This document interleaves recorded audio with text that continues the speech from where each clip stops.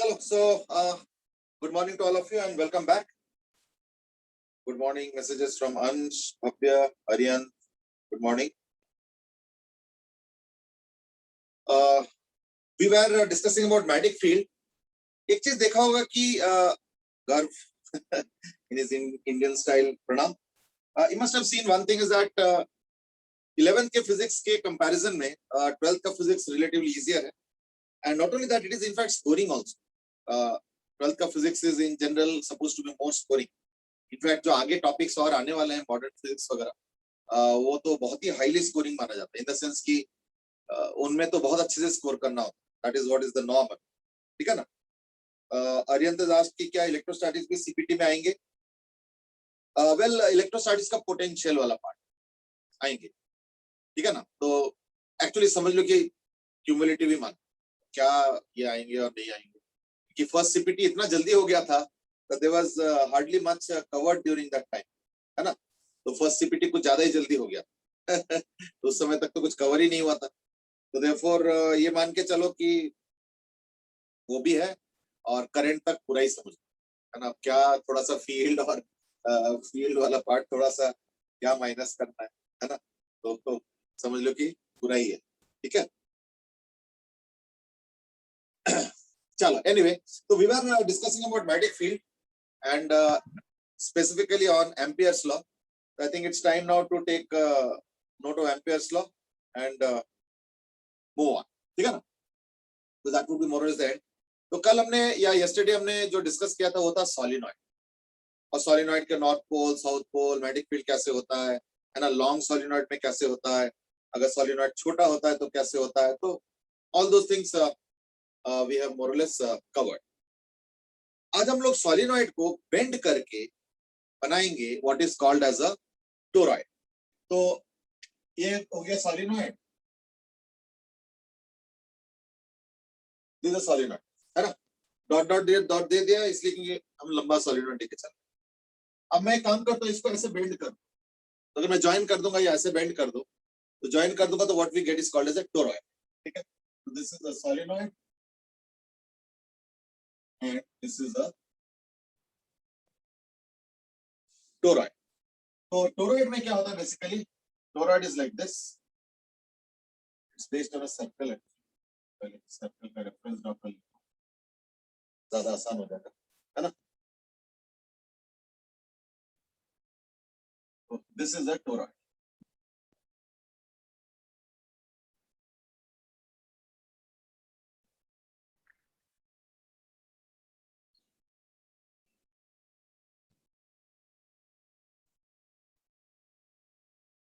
तो this is basically a toroid. अब ये जो toroid है इसमें भी हम फिर एम्पियर्स लॉ लगाएंगे as usual. We are supposed to do that only. तो एम्पियर्स लॉ कैसे लगाएंगे ना? ये रहा एम्पिरियन path. So this time the Amperian path is basically a circle. और ये जो टोरॉइड है इसका मान लो n is equal to total turns, और इसका जो रेडियस है वो है मान लो r. तो अगर मान लो रेडियस r है और टोटल टर्न्स अगर कैपिटल n है ना? तो क्या होगा? I can draw this v dot dl.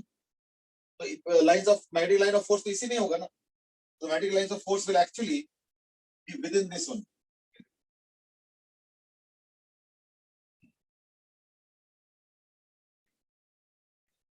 इसी के अंदर ही मैग्नेटिक फील्ड लाइंस बांधा हुआ होगा, यानी टाई डाउन हो जाएंगे, है ना? So therefore you have a situation where you can write integration v dot dl is equal to कोई चीज b into dl into cos 0, क्योंकि देखो यहाँ पे dl भी इधर है, b भी इधर है, तो लाइक therefore सेम डायरेक्शन में है ना? So therefore those things are still standing. I mean, so therefore you have equal to b into 2 pi r is equal to what? mu naught I. I लेकिन बहुत बार होगा, क्यों? I plus I plus I plus I plus I plus I plus I plus I plus कितने बार होगा? n terms है, तो ये हो जाएगा i into n. जो n टाइम्स काउंट होगा, i फिर i फिर i फिर i, इस तरीके से total n times count. So therefore you have a situation where B into 2 pi is equal to mu naught Ni.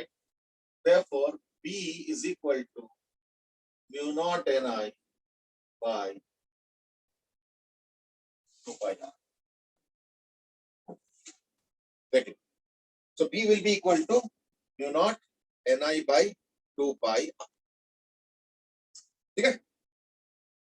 कई बार क्या करते हैं, ये n है टोटल टर्न्स और 2 पाई आर है क्या, इसका लेंथ. इनफैक्ट अगर मैं इसको खोल देता हूं तो इसका लेंथ तो 2 पाई आर आएगा ना, and it will become a solenoid. तो देखो सॉलिनॉइड का लेंथ हो गया 2 पाई आर और number of turns capital N. तो number of turns per length कितना होता है स्मॉल एन हम लिखते हैं ना, turn density number of turns per unit length. तो कई बार इसको ऐसे लिख दिया जाता है mu naught N into I. क्यों? ये जो n इंटू 2 पाई आर है इसको कई बार लिख देता है स्मॉल एन काइंड ऑफ. तो स्मॉल एन हो गया टर्न डेंसिटी. तो देयरफॉर उस मामले में अगर देखा जाए तो कई बार हम लोग इसको इस तरह से बोलते हैं कि इसका मतलब टोरॉइड में और सॉलिनॉइड में same formula, we can say that. और वैसे भी टोरॉइड बनता भी सॉलिनॉइड से है. सॉलिनॉइड को लेके ऐसे ज्वाइन कर दो तो you get a toroid. So things can be imagined और visualized as similar and that's what happens. However, there are some small technical differences. Number one, solenoid में एक नॉर्थ पोल और एक साउथ पोल डिफाइंड होगा. जहां पे entry कर रहा है वो साउथ पोल होता है और जहां पे लाइंस ऑफ फोर्स एग्जिट कर रहा है वो नॉर्थ पोल होता है. वो डिफाइंड है. लेकिन यहाँ पे तो कोई एंट्री एग्जिट है ही नहीं है, तो इसी के अंदर ही बांधा हुआ है. Magnetic field is like with in this itself. So therefore it is also called as, क्योंकि इसका देखो ना एग्जिट हो रहा है मैग्नेटिक फील्ड लाइंस और ना ही एंट्री हो रहा है. तो यहाँ पे भी जीरो हो जाता है अप्रोक्सीमेटली और यहाँ पे भी अप्रोक्सीमेटली जीरो होता है. लेकिन अंदर अंदर है मैग्नेटिक. तो क्योंकि कोई एग्जिट पॉइंट नहीं है, ठीक है ना, called as poleless magnet because there is neither entry nor exit of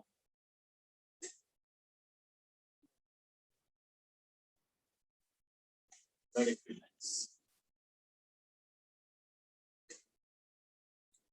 Aryan ask कि आपने आई इनसाइड को आई एन कैसे लिखा. देखो आई इनसाइड क्या है ना, हमारे एम्पियर एंड पाथ के अंदर कितना करंट एंट्री. तो एक्चुअली देखो पता क्या होगा, ये हमने जो एम्पियर एंड पाथ किया वो है एकदम बिल्कुल सेंटर पे एक सर्कल. और देखो करंट आई गया फिर आया फिर गया फिर आया फिर गया फिर आया फिर गया फिर आया फिर गया फिर आया, तो यानी बार बार एंट्री कर रहा है. तो वही आई जो है टोटल n टाइम्स काउंट हो जाएगा, तो n आई होगी. ठीक है ना ये चीज. कृष्ण अगर सेट की एन आई वाला दोबारा बता. एन आई वही रीजन कि आई एंट्री किया फिर वापस आ गया फिर दोबारा आई एंट्री किया फिर वापस आ गया. वैसे अगर देखा जाए तो सॉलिनॉइड में भी हमने ऐसे ही किया. सॉलिनॉइड में जब हमने एम्पियर्स में लगाया था याद करके देखो, तो मैंने बताया कि चलो ये तो हो गया और ये अगर मान लो ए है तो बी इंटू ए, कोई बी डॉट डीएल वगैरह वो सब करके बी इंटू ए, वो 3 का तो 0 माना जाता है, is equal to mu naught into. अब देखो एक बार आई फिर एक बार आई फिर एक बार आई फिर एक बार आई, तो आई मल्टीपल टाइम्स है ना. तो एन अगर number of turns per unit length होता है तो ए लेंथ पे कितने टर्न्स होंगे, ए इंटू एन. तो ए इंटू एन टाइम्स काउंट होगा आई आई आई आई इस तरीके से. ये हो गया A into N into I. तो ए कैंसिल हो गया तो B is equal to mu naught N I. इसलिए वही करंट एम्पियर एंड पाथ पे एंट्री कर रहा है फिर चला गया फिर एंट्री कर रहा है फिर चला गया फिर एंट्री कर रहा है, तो काउंटिंग उतने टाइम्स होगा. तो वो यहाँ पे भी हुआ था और आज इसमें भी हुआ. तो वो टेक्निकली देखा जाए तो इसमें और इसमें एम्पियर लॉ लगाते हुए जो डिटेल्स है उसमें कोई ज्यादा अंतर नहीं है ना. इसमें भी वही हो रहा है और इसमें भी वही. फाइन चलो. So that was about your solenoid and now about your toroid. Toroid में भी समझ लो कि सेम फॉर्मूला ही मान सकते. पर इसमें खासियत क्या है कि एक पोललेस मैग्नेट है और इसमें कोई नॉर्थ या कोई साउथ इसमें तुमको नहीं मिलेगा. ठीक है चलो. अब मैं एक क्वेश्चन दूंगा और उसके बाद हम लोग इस चैप्टर को क्लोज करेंगे. We will move on to something else.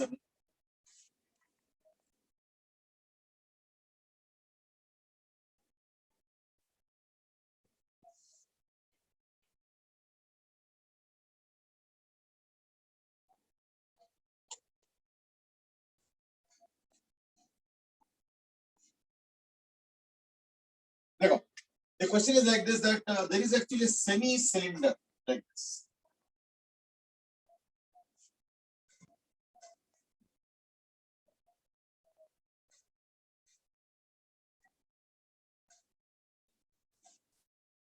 समझ रहे हो? और ये पूरा इंफिनिटी तक जा रहा है. So infinite semi-cylinder.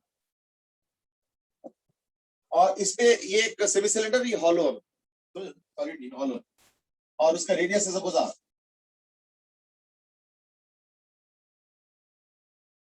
ठीक है.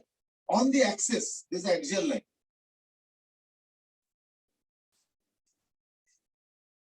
This the axis. तो question is find out the magnetic field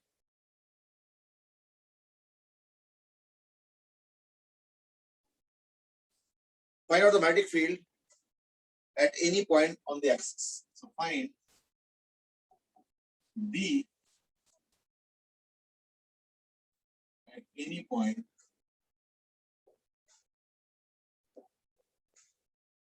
on the axis.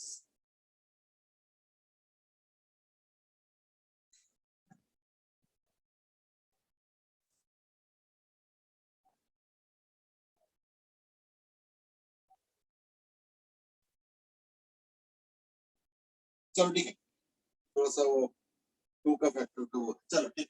Late me check. देखो पहली बात तो एक काम करते हैं, इसको ना छोटे छोटे करंट स्ट्रिप्स में डिवाइड करते हैं. तो let's say if I take an angle of theta here and a very small angle D theta, है ना, और इसके कॉरेस्पॉन्डिंग एक स्ट्रिप ले लेता हूं. बिल्कुल ऐसे ऐसे. तो देखो ये जो पूरा करंट जा रहा है ना, ये पूरा करंट पाई आर लेंथ पे जा रहा है ना. तो therefore current per unit length आ गया I by pi r into r D. ये हो गया इस स्ट्रिप का करंट, यानी डी आई. ये डी आई आर.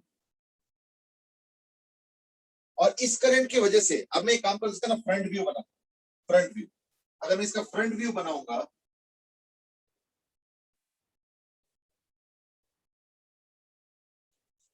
अगर मैं इसका फ्रंट व्यू बनाऊंगा तो क्या है, ठीक है. तो ये थीटा, थीटा, और ये डी थीटा, और ये बेसिकली करंट हो गया अब आउटवर्ड्स, है ना. करंट अब इस केस में हो गया डॉट.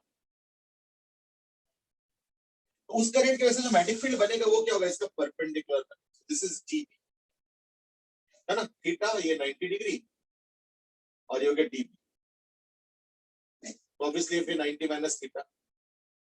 ऐसे ही काम करता हूं, इधर भी ले लेता हूं एक ऐसे ही थीटा एंगल, वो भी थीटा एंगल पे ही है. तो इसके 90 डिग्री एक और आएगा, तो ये आएगा 90 माइनस थीटा. तो ये भी 90 माइनस थीटा, ये भी 90 माइनस थीटा. तो क्या हो गया ना, cos 90 माइनस थीटा यानी साइन थीटा जो है, sine theta component add up होगा, वो भी डबल हो. तो अब मैं लिख रहा हूं डीबी, लेकिन मुझे डीबी नहीं चाहिए, एक्चुअली मुझे ये वाला चाहिए, that is 2 dB sine theta. ये कंपोनेंट है. तो therefore dB is equal to what? So dB is equal to mu naught I by 2 pi r. Then mu naught r cancel हो गया, तो I d theta by pi और 2 pi into r. ये हो गया mu naught I d theta by 2 pi square r. लेकिन मुझे जो इंटीग्रेशन करना है वो 2 dB sin थीटा, है ना. So therefore टोटल जो b आएगा वो आएगा integration of 2 times dB sin theta. तो dB तो सब कुछ वही है, sin थीटा d थीटा का वो आएगा, और 2 कैंसिल हो जाएगा, तो यानी mu naught I by pi square r into sin theta d theta 0 to pi by 2. sin theta d theta 0 to pi by 2 तुम्हें पता है 1 होता है. तो therefore is equal to आ गया mu naught I by pi square r.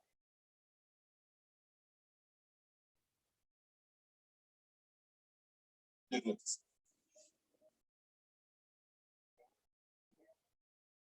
ठीक है, check कर लो।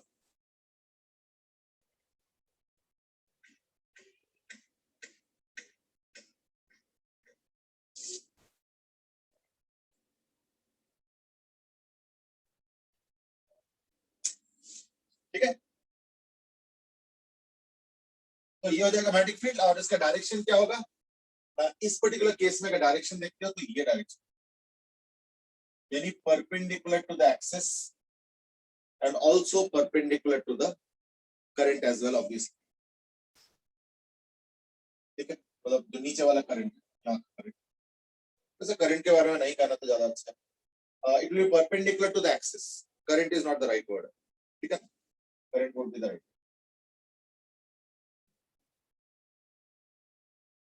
फाइन, देख लो चीज, यानी mu naught I by pi square is the correct answer.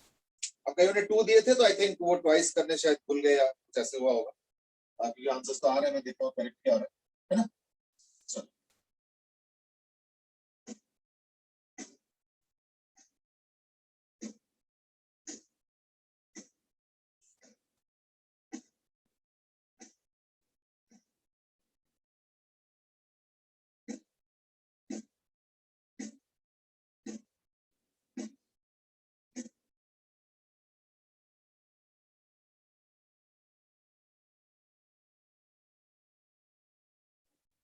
okay, suppose I say that I have a cylinder, a long cylinder and a short radius,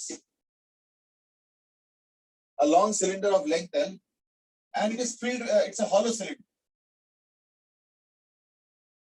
and it is filled with uniformly charged.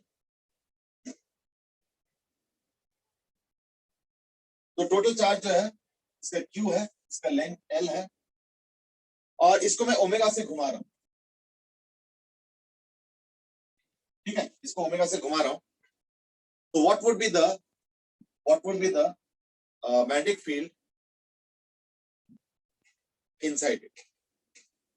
To find out B inside.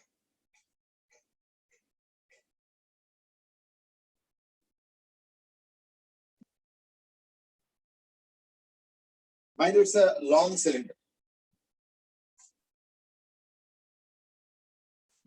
It's a long hollow cylinder of length L with charge Q, and to find out the magnetic field that will be created inside the long cylinder.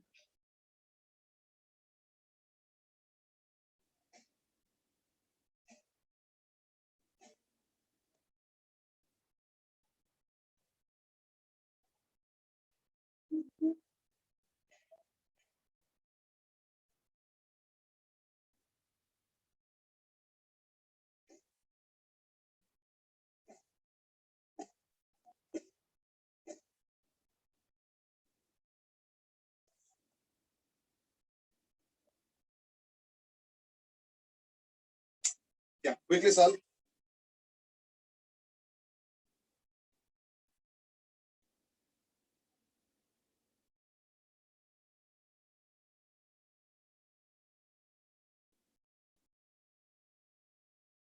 Actually देखो इसमें हो क्या रहा है, क्योंकि इसमें charge है ना, तो जब इसको ओमेगा से घुमाओगे तो वो चार्ज घूम रहा है, so that is like a current only, that's like a current only. तो रोटेटिंग चार्ज, तो रोटेटिंग चार्ज कैसे करंट होता है ना, हमें पता है कि करंट होता है equal to Q by T, and we know that omega is equal to 2 pi by capital T, when T is equal to 2 pi by omega, इसको मैं पुट कर सकता हूँ, तो 2 pi by omega यानी equal to Q omega by 2 pi. It's just that it has to be the relevant charge. तो अगर कोई एक पर्टिकुलर सेक्शन में लेना चाहता है एम्पियर्स लॉ एज यूजुअल, तो यू नो बाहर तो अप्रोक्सीमेटली मैग्नेटिक फील्ड 0 होता है, और अगर ऐसे करोगे तो this basically behaving like a solid, this basically behaving like a solenoid, है ना? तो सॉलिनॉइड में क्या होता है कि ये जो अगर मान लो इसका लेंथ a है, तो टोटल चार्ज Q होता है L लेंथ पे, तो A लेंथ पे कितना चार्ज होगा? Q by L into A, है ना? तो चार्ज हो गया इतना, यानी आई कितना हो गया, so therefore I is equal to q omega by 2 pi, इसको ओमेगा यानी q a omega by 2 pi l।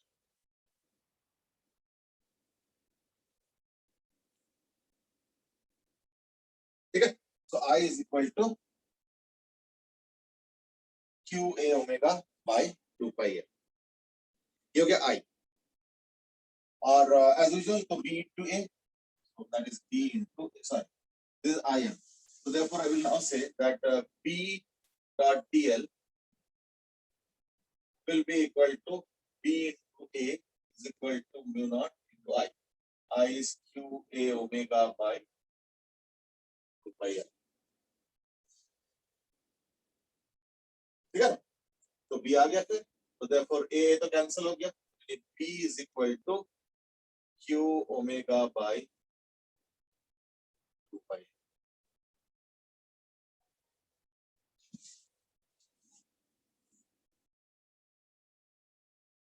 into mu naught।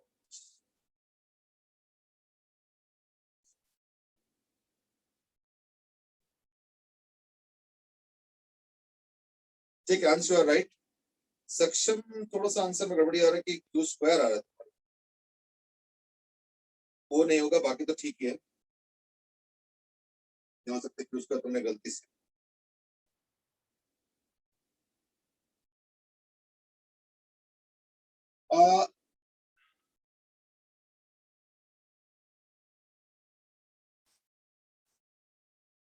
नहीं देखो देव, तुम जो कंसेप्ट बता रहे हो ना, ये टोटली अलग है कि क्या हम बी को टॉर्क बाय एम नहीं लिख सकते, M into B is torque. देखो इस केस में टॉर्क तो होता है एक्सटर्नल मैग्नेटिक फील्ड। देखो टॉर्क का मतलब क्या, कि there is a current carrying coil in a external magnetic field, तो होता है एम इंटू बी। तो यहाँ पे मिक्सअप मत करो, यहाँ पे तो जो मैग्नेटिक फील्ड है ये कॉइल खुद ही जनरेट कर, समझे ना, तो कॉइल खुद ही जनरेट कर रहा है, तो वो चीज नहीं है। और वो जो तुम बता रहे हो वो है एक्सटर्नल मैग्नेटिक फील्ड में अगर एक कॉइल रखें तो उस पे जो टॉर्क होगा उसके हिसाब से एनालिसिस। तो then correlations and all we have already done it, tau is equal tau vector is equal to m cross p vector form. पर वो एक चीज यहाँ पे रिलेवेंट नहीं है, इसलिए उससे आंसर इस केस में नहीं आएगा। इस केस में तो प्रॉपर तरीके से निकालना, and that's what we have done. Answer आ गया mu naught q omega by 2 by l, right. चलो, so that was about your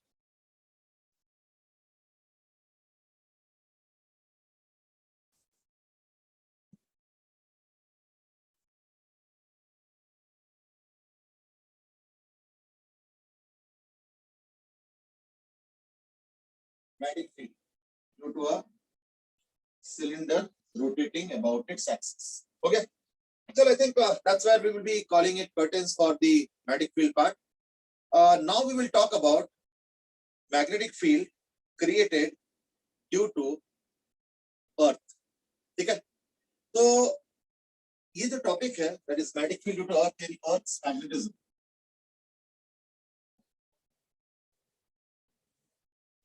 ये लेकिन जी एडवांस में नहीं, ठीक है ना, it's not in JEE advance but it is there in mains and CBS। ठीक है, उसमें तो है, पर एडवांस में ये टॉपिक नहीं है, बस इसके ऊपर क्वेश्चन नहीं आ सकता because it's not a part of the syllabus. But फिर भी पता होना चाहिए, क्योंकि मेंस के पर्सपेक्टिव में एक तो पता होना चाहिए, और दूसरी बात ये है कि इसमें कंप्रेंशन टाइप के क्वेश्चन बन सकता है। हो सकता है कि अर्थ के मैग्नेटिज्म को टॉपिक बना दिए, एक कंप्रेंशन पैसेज बना दिए, और उसके बाद जो है क्वेश्चन पूछा जा रहा है, ये पॉसिबिलिटी है।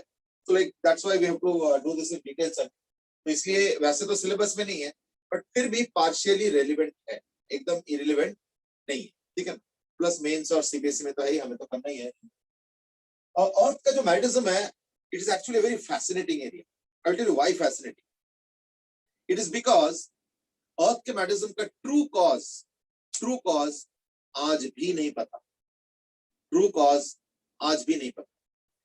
राइट से क्या मतलब है, एक्चुअली पता क्या हुआ है कि जो अर्थ का मैग्नेटिज्म है इसके पीछे क्या रीजनिंग है, ये साइंटिस्ट सिर्फ स्पेक्यूलेट करते हैं, बट क्लियर कट जो होता है ना, कंक्लूसिव जो एविडेंस होता है, ऐसे नहीं। तो दो जो मेजर रीजंस माना जाता है, ठीक है ना, उसमें से एक गलतफहमी भी होता है, जैसे कई बार एक गलतफहमी ये रहता है कि अर्थ के अंदर बहुत लोहा है, जो कोर है आयरन है तो मैग्नेटिज्म है। The answer is no, because iron in such a high temperature with molten state cannot produce magnetism, ठीक है ना।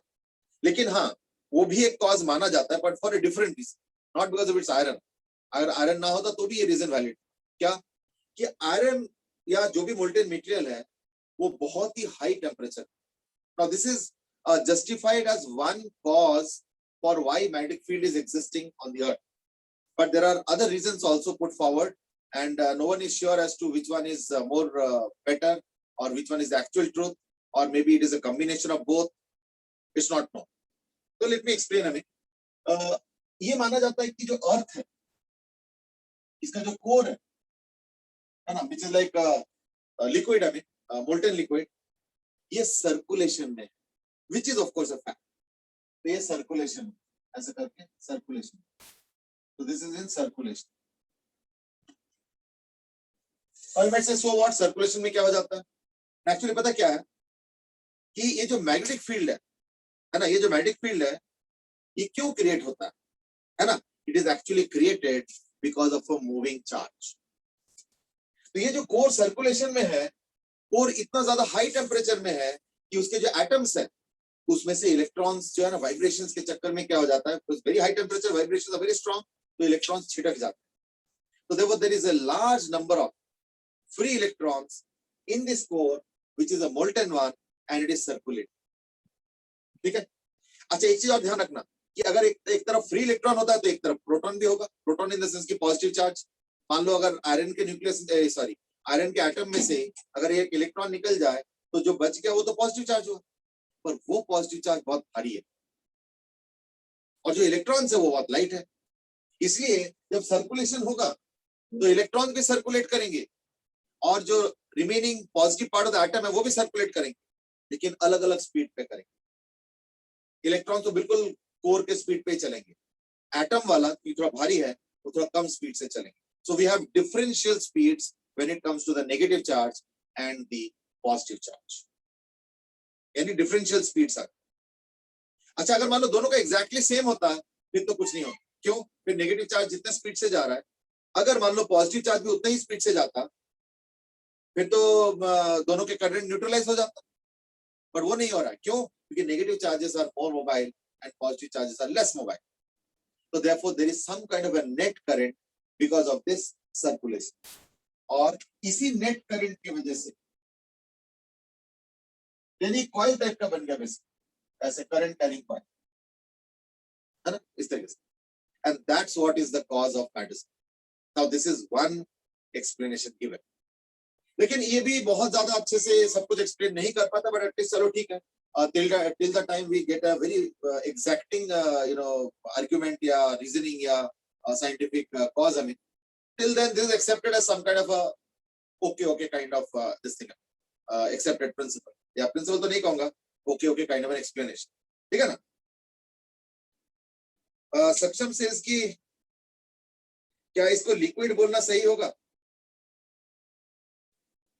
जो कोर है वो तो लिक्विड ही होता है, लाइक मोल्टेन है, मोल्टेन अब लिक्विड, अब let's not differentiate between the two words, that's not much different, ठीक है ना। चलो एनीवे, कमिंग बैक, लेकिन कईयों का मानना है कि नहीं ये पॉसिबल रीजन नहीं है, कईयों का उल्टा रीजन बाहर का मानना, and that is terrestrial magnetism कहते हैं, यानी बाहर का रीजन। बाहर का रीजनिंग मतलब अपर एयर का जो सर्कुलेशन होता है। देखो, अगर अर्थ के अंदर अगर मोल्टेन है तो अर्थ के बाहर एटमॉस्फेयर है, और एटमॉस्फेयर में हमें पता है कि एक लेयर ऐसे है आयोनोस्फीयर जो कि चार्ज है, और वो भी रेस्ट पे थोड़ी है, वो भी मूव कर रहे हैं। तो जो आयोनोस्फीयर का लेयर है that is also in circulation, तो उसमें भी यही चीज होगा, भारी वाले चार्जेस स्लो मूव करेंगे और जो हल्के वाले इलेक्ट्रॉन्स होंगे वो फास्ट मूव करेंगे, तो they will be differential current, and that will lead to a net current, and that will lead to in turn a net magnetic. That is another explanation given as some kind of a cause, but anyway you may accept one of them, you may accept more of them, है ना, तो that's up to you, but the point is that अभी भी scientist बहुत अच्छे से clear नहीं है। Let me make it very clear. कि एग्जैक्टली अर्थ के मैग्नेटिज्म का कॉज क्या। तो वही मैंने बोला कि दो चीजें माना जाता है, एक है मैग्मा का या अंदर का सर्कुलेशन, और एक माना जाता है अपर एयर सर्कुलेशन, जो कि आयनोस्फीयर के लेयर का सर्कुलेशन। और आयनोस्फीयर कैसे बनता है वो तो मालूम है कि सन के रेज आते हैं और एटम्स में से आयनाइज कर देते हैं, that forms what is called as a ionosphere layer. So these are the two causes, I mean, but then as I said, nothing is very clear.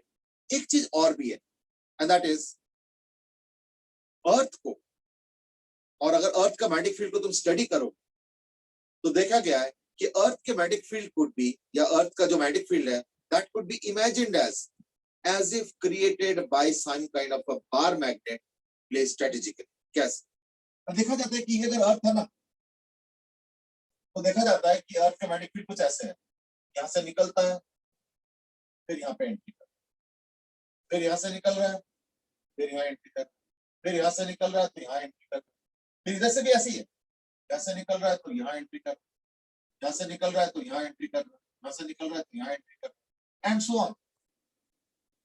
ठीक है ना, और भी बनाना चाहे तो बना दो, यहाँ से अगर निकल रहा है तो यहाँ से एंट्री कर। यानी अगर तुम पूरे अर्थ को या अर्थ के मैग्नेटिक फील्ड को स्टडी करोगे अलग अलग जगह, तो there is some kind of a pattern, and that's why we are studying earth magnetism. अगर मान लो सारा रैंडम टाइप का होता, फिर हम स्टडी क्या करते हैं, बोलते चलो कर लो एक्सपेरिमेंट, है ना, that's what we can do.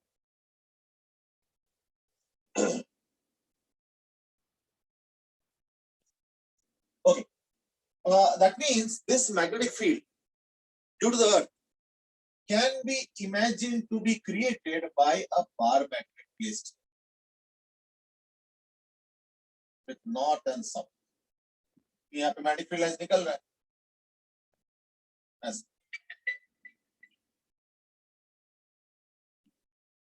और ये एंट्री होगी।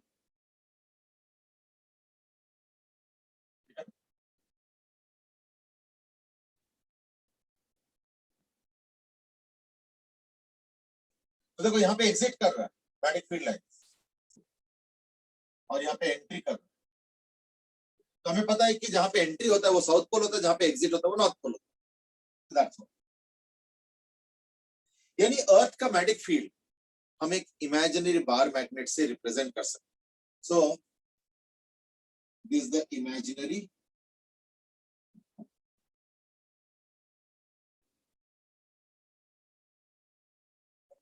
देखो मैंने इमेजिनरी वर्ड पे थोड़ा फोकस किया, स्ट्रेस किया, उसके पीछे रीजन है कि कहीं ऐसे ना सोचो कि अगर मैं यहाँ से एक गड्ढा गाड़ता हूँ ऐसे करके तो लंबा से एक मैग्नेट को मैं खींच के निकाल सकता हूँ, ऐसे नहीं है।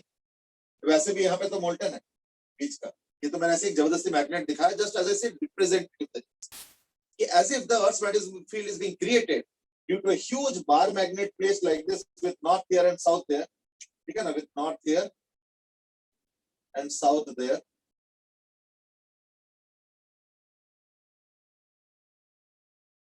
ठीक है, south there and magnetic field lines like this, ठीक है। ये हो गया पहला एस्पेक्ट। इसका एक दूसरा एस्पेक्ट भी है, and that is please understand that the polarity goes on changing। यानी आज ये bar magnet, imaginary bar magnet तो है नहीं कोई, इमेजिनरी बार मैग्नेट, आज अगर बार मैग्नेट ऐसे है तो may be 1 million year back it was like this, 1 million year back it was like this, 1 million year prior to that was like this। यानी जैसे जैसे मिलियंस ऑफ इयर्स पीछे जाओगे तो देखा जाता है कि ये जो orientation of the north south है ना मैग्नेट का, ये बदलता हुआ, ये फिक्स नहीं होता, ठीक है ना, it goes on changing. So you might be saying कि how do I know? Let's say 1 million years back North Pole South Pole ऐसे नहीं था और वो ऐसे था, ये मुझे कैसे पता चलेगा 1 million years back वो भी, है ना। Now this is another fascinating aspect actually. When scientists have made studies of rocks, ये rocks बनते हैं हजारों करोड़ों साल में, बनता है ना, तो रॉक के लेयर्स अलग अलग बनता है, और उस लेयर को बनते हुए या कोई भी लेयर को बनते हुए जनरली कई बार क्या होता है, कुछ प्लांट लाइफ, कुछ एनिमल लाइफ उसके अंदर घुस जाता है और वो तो कहीं जा नहीं सकता, तो it remains trapped inside. So what scientists have done is that they have extracted those plants and animal life and have done carbon dating, ये कितना पुराना सैंपल, ठीक है। तो उस सैंपल से आइडिया लग जाता है कि वो वाला लेयर कितना पुराना है या कब बना था। ये पत्थर का लेयर बनते बनते बनते ऐसे ऐसे लाखों करोड़ों साल में बनता है। एक पर्टिकुलर लेवल पे या लेयर पे जो एनिमल या प्लांट लाइफ ट्रैप्ड हो गया, उसके कार्बन डेटिंग कर लो तो कितना पुराना सैंपल हो पता चल जाता है। तो यानी वो लेयर उसी टाइम बना होगा एंड सो ऑन। तो इस तरह इट्स लाइक दैट। इससे बड़े इंटरेस्टिंग चीज निकला। क्या निकला है? देखो, जब ये सब पत्थर बनता है तो उसके अंदर जो छोटे छोटे टुकड़े होते हैं मैग्नेट्स के, यानी अर्थ के जो अंदर जो टुकड़े होते हैं छोटे छोटे आयरन के मॉलिक्यूल्स या जो भी व्हाटएवर व्हिच इज मैग्नेटिक, वो क्या होता है उस समय के मैग्नेटिक फील्ड के हिसाब से ओरिएंट कर जाता है। देखो, एक पर्टिकुलर लेयर को अगर स्टडी करोगे तो उसमें देखना तुमको कई सारे ऐसे आयरन टाइप के पार्टिकल्स मिलेंगे जो कि उस समय के मैग्नेटिक फील्ड के हिसाब से ओरिएंट किया होगा। तो देयरफॉर रॉक को अगर स्टडी कर, तो दिस इज रॉक, पता चला यहाँ का जो पार्टिकल है वो ऐसे है और यहाँ का जो पार्टिकल है वो ऐसे है, यहाँ का जो पार्टिकल है वो ऐसे है। तो ये रॉक पहले बना था, ये सबसे फ्रेश लेयर है, और जितना ये नीचे जाओगे उतना पुराना रॉक सैंपल, यानी इस जमाने में इधर मैग्नेटिक फील्ड था। तो पता कैसे चला ना, उस रॉक के लेयर पे स्टडी करो कि कितने ऐसे मैग्नेटिक टुकड़े हैं या आयरन टाइप के टुकड़े हैं जो कि वहां, तो वो जिस तरीके से डोमिनेंटली प्रेजेंट रहता है वो क्या होगा, मैग्नेटिक फील्ड के हिसाब से रहेगा वहां। उस समय का जो मैग्नेटिक फील्ड था उस हिसाब से ओरिएंट हुआ होगा और फिर वो दब गया होगा। That's what would have happened. तो देयरफॉर यानी इतने साल पहले यहाँ मैग्नेटिक फील्ड था, फिर ऐसे मैग्नेटिक फील्ड है ये, यानी देखो मैग्नेटिक फील्ड रोटेट करता है इस तरफ, ये देखो, है ना, देख रहे हो मैग्नेटिक फील्ड कैसे रोटेट करता है, this is the magnetic field is rotate, ठीक है। फाइन। तो मिलियंस ऑफ ईयर्स पे अगर तुम स्टडी करोगे तो ऐसे से पता चलता है। अच्छा, ये हो गया एक जगह का ज्योग्राफिकली, किसी एक जगह का रॉक सैंपल। ऐसे पूरे अर्थ में बहुत रॉक सैंपल्स हैं पूरे अर्थ में, तो उतने ही टाइम पे कौन कौन से जगह पे दुनिया में क्या क्या डायरेक्शन मैग्नेटिक फील्ड था वो ट्रैक किया जा सकता है। तो जैसे आज के दिन में ये मैग्नेटिक फील्ड लाइंस है ऐसे, और उसको ट्रैक करके तो मैग्नेटिक फील्ड का पैटर्न से इमेजिनरी बार मैग्नेट का ओरिएंटेशन डायरेक्शन वगैरह बता सकते हो। तो ऐसे मिलियन ईयर्स पीछे चले जाओ तो उस समय का जो मैग्नेटिक फील्ड का पैटर्न है अर्थ के, वो भी स्टडी किया जा सकता है। It's a geological study, I mean, and then based on that उस जमाने में अर्थ का मैग्नेटिक फील्ड का क्या पैटर्न था और साथ में इमेजिनरी बार मैग्नेट का ओरिएंटेशन क्या था, ये हम निकाल सकते हैं। It's a very tedious exercise, I understand, but it's a very interesting practical exercise जो कि अक्रॉस द ग्लोब करना पड़ेगा अगर उस जमाने का मैग्नेटिक फील्ड को तुम प्रॉपर तरीके से स्टडी करना चाहते हो। Let's say 5 million years back या मान लो 50 मिलियन ईयर्स बैक, तो ये होता है उसका तरीका, ठीक है ना। I've just given you the method. So that's why I said that this is a slightly raw topic. Raw topic in the sense कि अभी भी इस पे साइंस बहुत अच्छे से नहीं पता कर पाए। So it's a topic which you can explore. So those who are, let's say, interested in science, research, I mean any other thing, I mean, could possibly take that as the avenue for research. I mean, and you can do it. You can कर सकते, ठीक है। चलो तो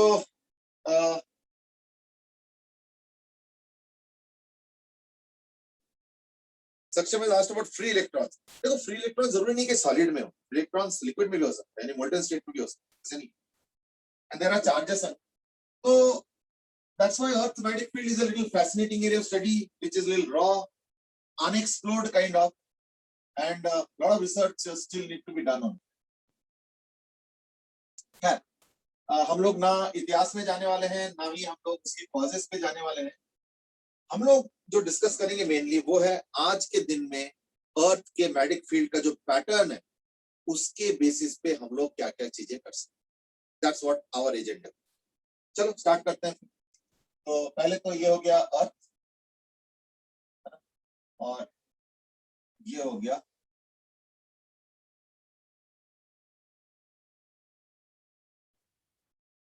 ठीक है। अच्छा, एक चीज और मैं बता देता हूँ, इस दैट कई बार इस तरफ को भी नॉर्थ बोलते हैं, इस तरफ को साउथ बोलते हैं। तो जब मैं ये नॉर्थ और साउथ कह रहा हूँ ना, ये इमेजिनरी बार मैग्नेट के हिसाब से, ठीक है।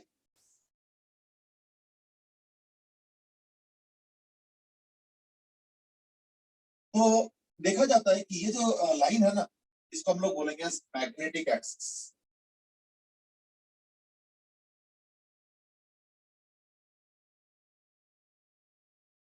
ठीक है, और ये हो गया spinning axis.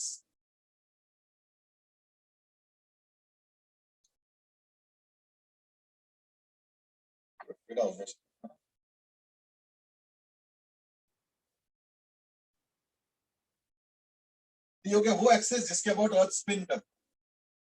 So this axis will be called as geographic axis.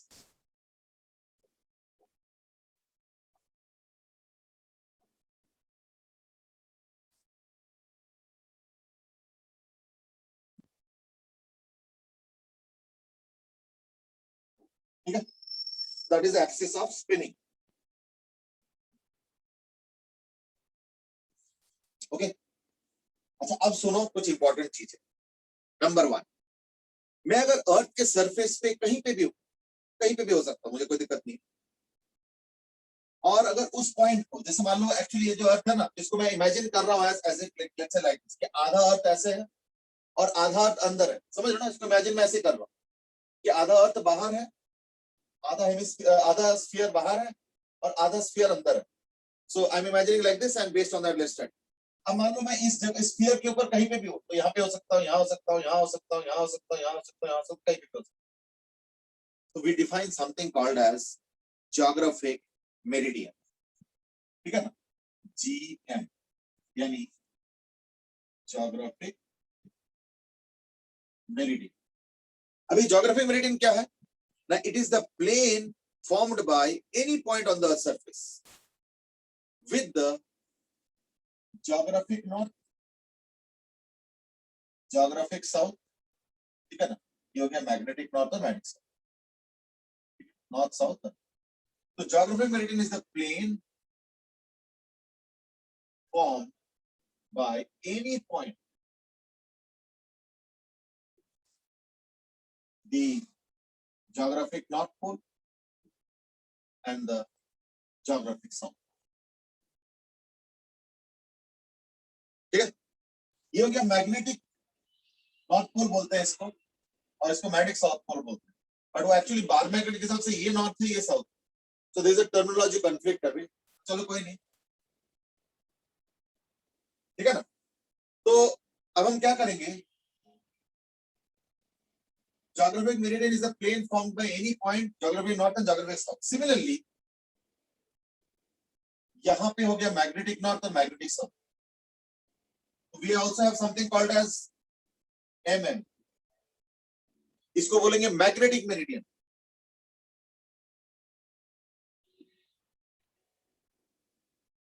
और ये क्या होगा, it is a plane formed by any point, ठीक है ना, any point magnetic north, and mind you they will not be coincident planes। ये coincident नहीं होगा, बता दो क्यों। जरा सोचो, मैं एक टिपिकल ज्योग्राफिक नॉर्थ पोल दिखा रहा हूँ, सॉरी ज्योग्राफिक मेरिडियन दिखा रहा हूँ, जरा देखो ध्यान से, ठीक है ना।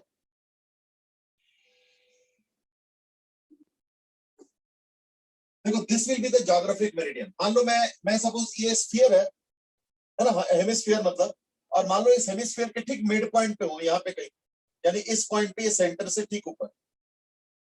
तो what will be geographic meridian, geographic meridian will be this, ये वाला प्लेन देख रहे हो ना, ये वाला ज्योग्राफिक मेरिडियन। लेकिन लेकिन ध्यान रखना, ये ऐसे जरूरी नहीं कि perpendicular to the board plane होगा, जरूरी नहीं है। क्यों, क्योंकि मैं इस हेमिस्फीयर में कहीं पे भी हो सकता हूँ, यहाँ पे भी तो हो सकता हूँ, which is not exactly vertical above but little on this side। तो अगर इसका देखता हूँ तो मैं ज्योग्राफिक मेरिडियन क्या होगा, ऐसे होगा, है ना, containing this one and that particular point that I'm concerned with। So therefore geographic meridian is what, the plane containing any point, the geographic north and the geographic south, ये होता है geographic meridian। Similarly magnetic meridian बनाओ, जैसे अगर मैं इसी hemisphere के यहां से जो ऊपर वाला पॉइंट है वहां पे हूं, तो मैग्नेटिक मेरिडियन कैसे हो जाएगा, ये मैग्नेटिक मेरिडियन। यानी अगर इस स्फीयर के सेंटर से थोड़ा सा ऊपर अगर मैं हूं, इन दैट केस ये हो गया ज्योग्राफिक मेरिडियन, है ना, ये हो गया ज्योग्राफिक मेरिडियन, और ये हो गया मैग्नेटिक मेरिडियन। तो दोनों के बीच का एंगल भी होगा, है ना? तो this angle is the angle between the geographic axis and the magnetic axis. तो ये अराउंड कुछ 11 डिग्री के आसपास है, आई थिंक शायद 9 या 11 डिग्री. तो it's a very small angle, not a big angle, but yes there is an angle. मतलब ये दोनों एक्सिस कोइंसिडेंट नहीं है. ठीक है. तीन, ज्योग्राफिक मेरिडियन एक प्लेन है, मैग्नेटिक मेरिडियन एक प्लेन है जो कि एक कॉमन पॉइंट से पास हो रहा है. तो इनके बीच का जो एंगल होता है that is called as angle of declination. तो हम लिखेंगे एंगल ऑफ, ये क्या है, the angle between geographic meridian and magnetic meridian. That is what is called as angle of declination. इसके इंपॉर्टेंस है, ये बाद में समझो, अभी नहीं समझ में आएगा.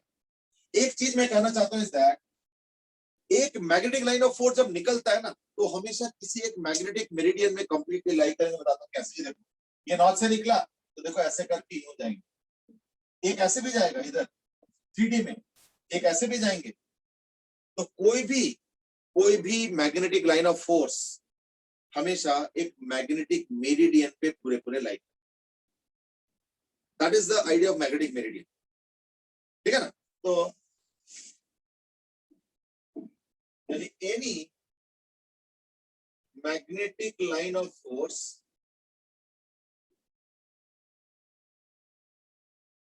ऑन अर्थ या outside earth will lie on a particular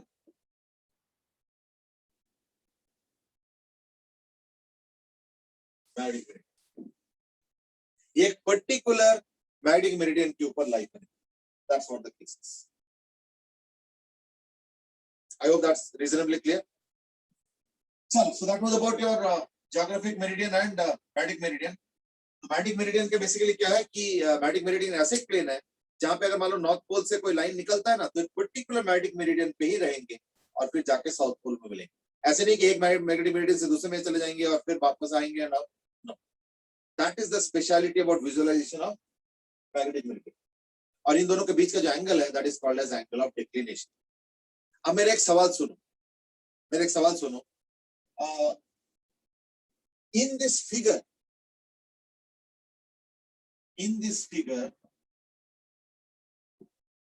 can geographic meridian and magnetic meridian coincide? बता सकते हो क्या geographic meridian और magnetic meridian coincide कर सकते हैं? That is the query.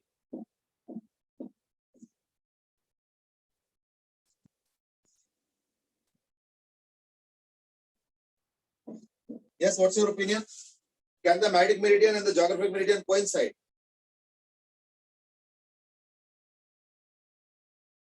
Okay, so मैं सेट कि किसी एक बार किसी भी पॉइंट पर मैग्नेटिक मेरिडियन कहाँ हो बनेगा वो बता दो.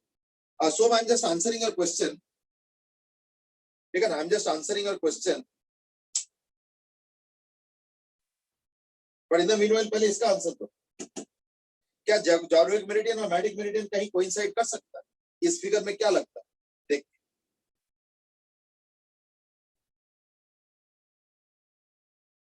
क्या लगता है, coincide करेंगे या कर सकते हैं? ओके, सक्षम है सेट की इक्वेटोरियल पॉइंट्स आर्यंत सेन की साउथ नॉर्थ से जो प्लेन बनेगा. ठीक है आर्यंत, यू आर राइट.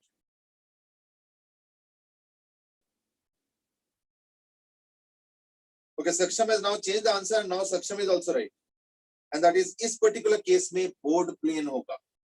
लेकिन ये तो इस पर्टिकुलर केस में हो गया बोर्ड प्लेन तो मैं कैसे भी बना सकता हूँ कल को ओरिएंटेशन चेंज करके.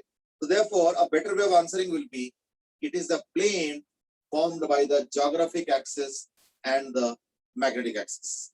भाई देखो, दो एक्सिस अगर एक दूसरे से सेंटर से पास हो रहा है तो प्लेन भी तो बनेगा. तो उस प्लेन पे क्या होगा ना, वहां पे देखना geographic मेरिडियन और magnetic मेरिडियन कोइंसिडेंट.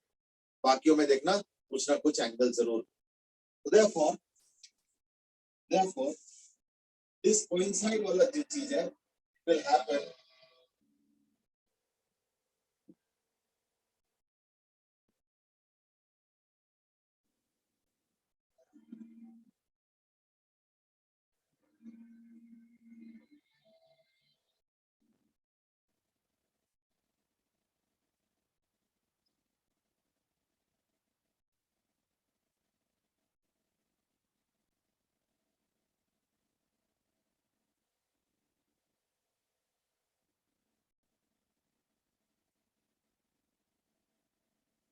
ठीक है, दैट्स हाउ इट इज।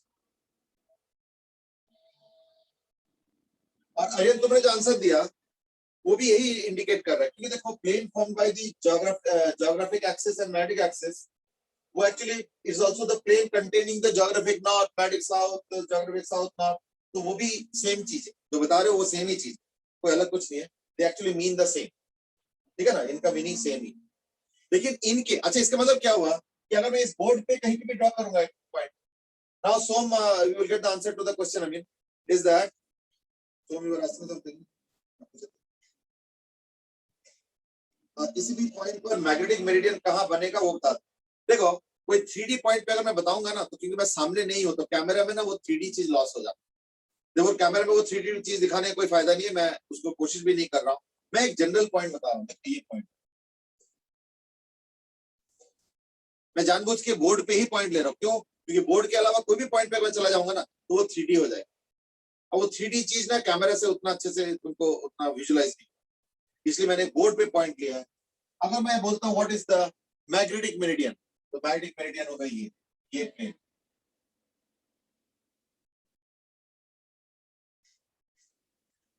ये जो ट्राइंगल बनाया ना मैंने, ट्राइंगल वाला जो प्लेन है which is effectively the board plane only, ये हो गया इस केस में मैग्नेटिक मेरिडियन। तो वो ट्राइंगल कहने के लिए, ट्राइंगल रेस्ट्रिक्टेड नहीं है तो इनफाइनाइट पूरा प्लेन होगा, बस उस प्लेन पे एक ट्राइंगल मैंने ड्रॉ कर दिया तो शो में देखो ये वो प्लेन है जो कि इस ट्राइंगल को कंटेन करता है, या ट्राइंगल इस प्लेन को कंटेन करता है, whichever way you look. Similarly इसी पॉइंट से ज्योग्राफिक मेरिडियन भी बने। कैसे? इसको ज्वाइन कर, तो this is the geographic meridian. In general पता क्या होता है, ये दो अलग अलग प्लेन इन जनरल, लेकिन मैंने बोला ना कि ये वो प्लेन है बोर्ड प्लेन जहां पे दोनों बाई चांस कोइंसाइड कर, तो therefore you can see for yourself कि ज्योग्राफिक मेरिडियन ले लो या मैग्नेटिक मेरिडियन ले लो, दोनों ही इस केस में board plane, so both are board plane. Geographic meridian and magnetic meridian are both board plane in this case both are board plane। ठीक है, देख लो तो इसके इस चक्कर में क्या हो, कोइंसिडेंस भी हो, बट बाकी जगह पे कोइंसिडेंस नहीं होगा, बाकी जगह कुछ ना कुछ एंगल होगा। ठीक है, तो मैं एक सैंपल पॉइंट और दिखाया था, याद करके देखो, इज दैट कि अगर तुम इससे सेंटर से थोड़ा ऊपर एक पॉइंट लेते हो, in that case this is the geographic meridian and this the magnetic meridian, तो देयरफॉर दोनों के बीच का जो एंगल होता है that is called as angle of declination. अब एक क्वेश्चन और सुनो, अब एंगल ऑफ डिक्लिनेशन क्या होता है तो मैंने बता दिया, अब इसके पैटर्न को ऑब्जर्व करके ये बताओ मुझे कि अगर मैं यहां से स्टार्ट करता हूं, यहां से, और मैं ऐसे चल के जाता हूं, लेट्स से ये सपोज 11 डिग्री, ये जो एंगल है ना दोनों के एक्सिस के बीच में वो सपोज 11 डिग्री, तो मैं एक काम करता हूं, मैं ज्योग्राफिक इक्वेटर में मूव करता हूं, लेट्स ज्योग्राफिक इक्वेटर, तो ज्योग्राफिक इक्वेटर कौन सा होगा ना, ये ज्योग्राफिक एक्सिस इसके परपेंडिकुलर, ये हो गया ज्योग्राफिक, और मैग्नेटिक इक्वेटर क्या होगा ना, ये मैग्नेटिक एक्सिस है तो magnetic equator, this is the magnetic equator and this is the geographic equator।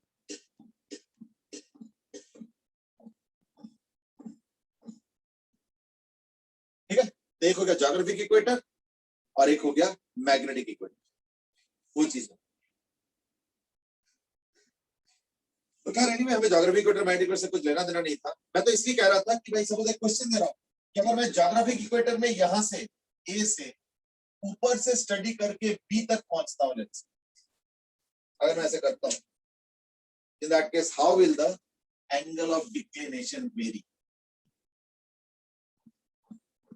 So let's see if I move from A to B along geographic equator,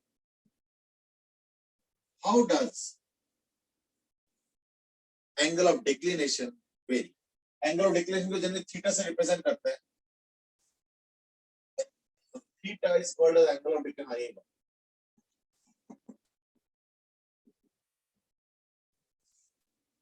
ठीक है, please आगे।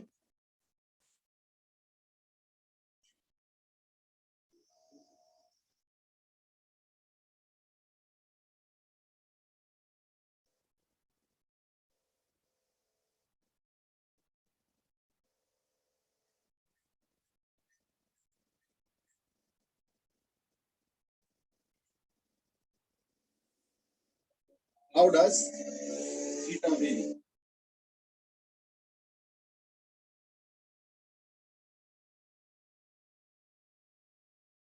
हमारा इधर खुदाई हो रहा है.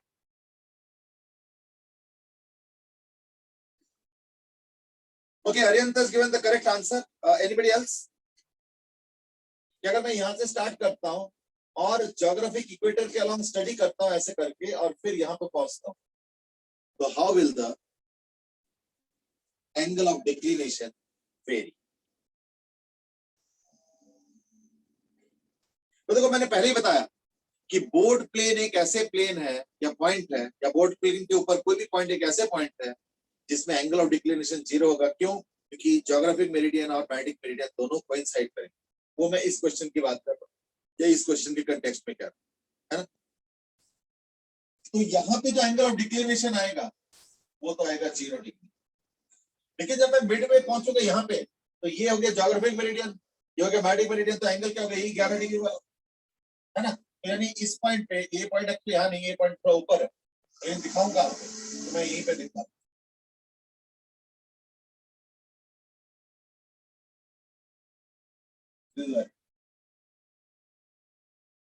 और फिर वापस यहाँ चले जाओ.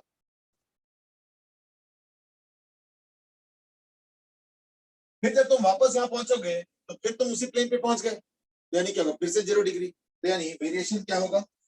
थीटा 0, 11 और फिर वापस यहाँ पे थीटा इक्वल टू 0. ये वेरिएशन. फिर वेरिएशन क्या होगा? 0 degree to 11 degree to back to 0 degree.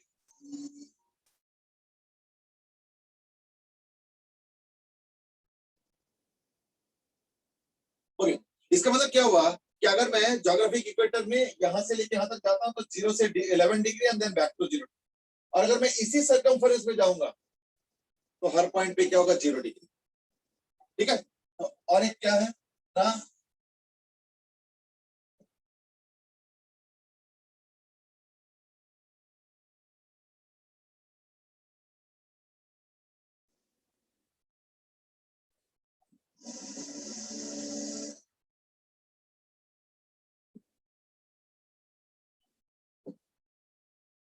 ये हो गया इसका विजुअलाइजेशन के, इसको कैसे विजुअलाइज करें. तो that's the way to visualise.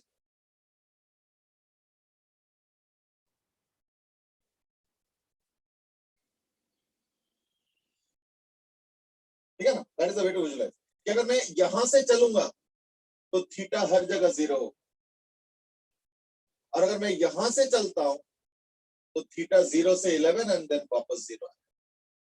That's how it will be varying in this particular case. बाकी कैसे होगा नहीं होगा will depend on various locations अभी, तो उसके ऊपर डिपेंड करेगा. तो मैं अगर इन दोनों को प्लेन बनाता हूं तो एटलीस्ट ज्योग्राफिक मेरिडियन के साथ, देखो ज्योग्राफिक मेरिडियन के साथ ना मैग्नेटिक लाइन ऑफ फोर्स का कोई रिश्ता नहीं. मैग्नेटिक लाइन ऑफ फोर्स तो मैग्नेटिक मेरिडियन को ही फॉलो करेगा, लेकिन हम लोग ज्यादातर चीजें ज्योग्राफिक मेरिडियन के साथ देखते हैं, इसलिए हम लोगों को आदत होता है ज्योग्राफिक मेरिडियन के साथ रिलेट करना, और magnetic field lines magnetic meridian पे रहते हैं, तो इसलिए थोड़ा सा एंगल का चक्कर पड़ता है. अगर बाई चांस दोनों एक्सिस कोइंसाइड होता तब तो आज के दिन में कोई हेडेक ही नहीं होता. You would have known the thing pattern at every point just because of symmetry.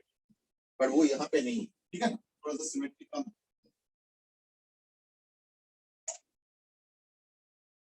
This is another aspect of this magnetic field. वैसे टाइम कम ही है, and that is the angle with respect to the ground. अब बता दो क्यों. देखो अभी थोड़ी देर पहले ड्रॉ किया था कि जो मैग्नेटिक फील्ड होता है, मान लो ये बार मैग्नेट मान लो, तो ये मैग्नेटिक फील्ड ऐसे जाता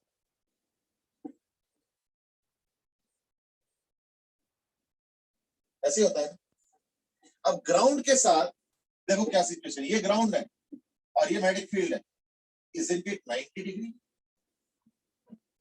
हर जगह नहीं है, लेकिन ये ग्राउंड है, ये मैग्नेटिक फील्ड है. मैग्नेटिक फील्ड क्या होता है? कर्व होता है टेंजेंट. तो ग्राउंड के साथ एंगल तो अलग हो गया. देखो ये तो 90 डिग्री नहीं है. ये भी ग्राउंड है, ये मैग्नेटिक फील्ड है, इसका भी एक एंगल है, ये एंगल अलग है. ये भी 90 डिग्री तो नहीं है. देखो कई जगह पे ग्राउंड के साथ मैग्नेटिक फील्ड 90 डिग्री बनाता है और कई जगह नहीं भी बनाता है ना. नॉट ओनली दैट, कई जगह ग्राउंड से बाहर आता है मैग्नेटिक फील्ड और यही मैग्नेटिक फील्ड कई जगह ग्राउंड के अंदर आएंगे, सेम वही चीज, सेम वही थीटा एंगल भी बनेगा and so on. In other words, अगर मैं अर्थ के ऊपर कहीं पे भी स्टेशनरी हूं या if I am present at any point on the earth, there will be some magnetic field. चलो अच्छी बात, लेकिन वो मैग्नेटिक फील्ड का ओरिएंटेशन क्या होगा, पैटर्न क्या होगा, अभी एज ऑफ नाउ तो मुझे नहीं पता। लेकिन एक चीज मुझे पता चल गई कि हॉरिजॉन्टल के साथ कुछ ना कुछ एंगल पे होता है। तो मैं एक काम करता हूं, मैं एंट्री वाला पॉइंट लेता हूं यहाँ पे कहीं, और ये प्लेन बना देता हूं। This is the magnetic meridian. Mind you, a magnetic field line will always pass through one single magnetic meridian. तो ये suppose है magnetic field. This is the magnetic field due to the earth. और इसका जो horizontal के साथ angle होता है, let's call it as delta. Delta is called as angle of,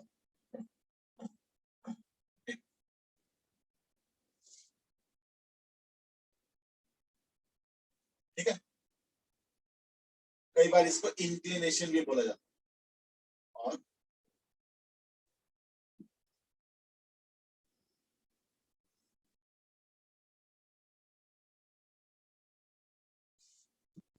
ठीक है, so delta is basically the angle of depth और इंक्लिनेशन।